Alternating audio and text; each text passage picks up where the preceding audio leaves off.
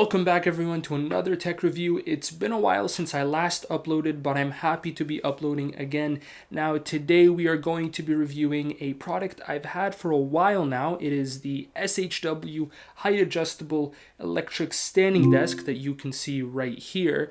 And with remote work becoming the new norm, a lot of people have been eyeing standing desks, and maybe even specifically the SHW, since it's one of the very first search results you get on Amazon when you type in standing desk. Now, before we get into the review, on the right you're going to see an outline of what I'm going to cover in this video, so feel free to use the timestamps in the description below to jump around the video and see specific aspects if you'd like. Now, without further ado, let's get into the review.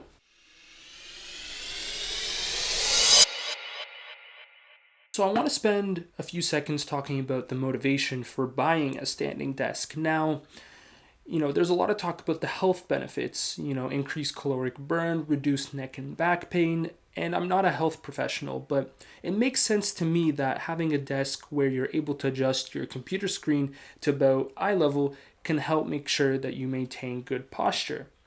Now, and that's personally the reason I bought this desk. Working at home over the past few months, I noticed that my posture got pretty aggressive, and I thought to myself, even if things got back to normal and we're able to work in offices and libraries, I do enough work at home that the purchase is justified, and I know my body will thank me down the road. So why particularly an SHW desk? Now, I haven't bought an SHW product before, and I haven't even heard of this brand before buying this desk.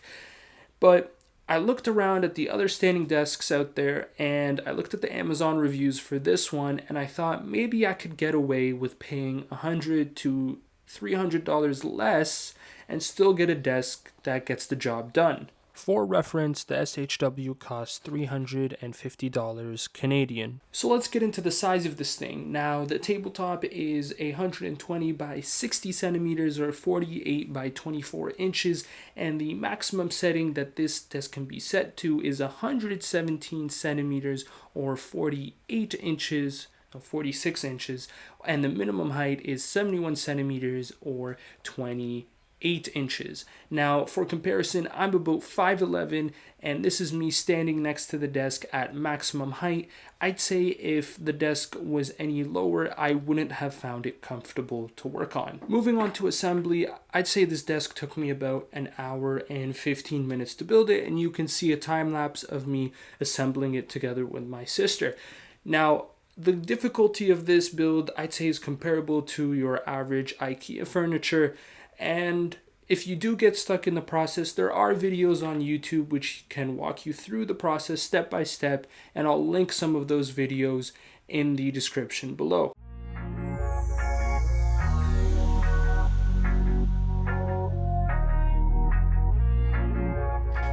Now let's talk about the features and how to use the desk. Now, I got the walnut color with the black legs, and you can get different colorways on Amazon. Now, as far as I can tell, the wood is not actually made from walnut. It's got that fake wood finish that you can see on most IKEA furniture. Now, the legs are pretty sturdy and rigid, and when I'm sitting down, there isn't any sort of swaying. I'm not worried about my stuff going anywhere, and when it's at the maximum height, there is a little bit of swaying if you really push the desk, but otherwise it stays where it is. You can see the motor at the bottom of the desk connected to the axle, and in the back of the desk is a basket to hold the desk's power adapters and to help with wire management, which frankly I'm not very good at. At the front of the desk is a panel which displays the current height of the desk and has several memory buttons to access different heights which you can set yourself. The use is pretty straightforward. Pressing the up or down button moves the desk up or down about a centimeter, and holding the buttons in either direction will make the desk move several centimeters until you release your finger.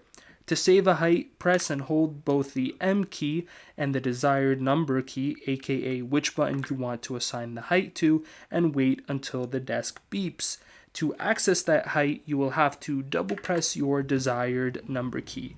Pressing it just once will just display the height on the LED screen. Now, I believe the LED displays the height in centimeters. Now, I'm not sure if that's the case if you get it from the States. In terms of speed, it takes the desk about 23 seconds to move from the lowest height setting to the highest height setting. Now, in terms of noise, I'd say it's okay.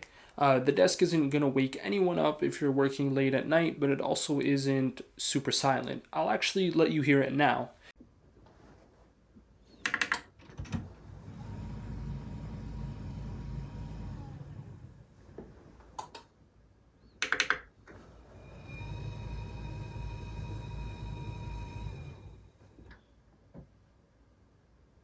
Now, most people don't use or don't think to use a standing desk like this, but I've found many times that my chair adjustment isn't quite right. It's either too short or too tall for the desk I'm working on, so it actually helps to have a desk where the height is adjustable as well. Now for the part you might be here for. Did I experience any problems while using this desk?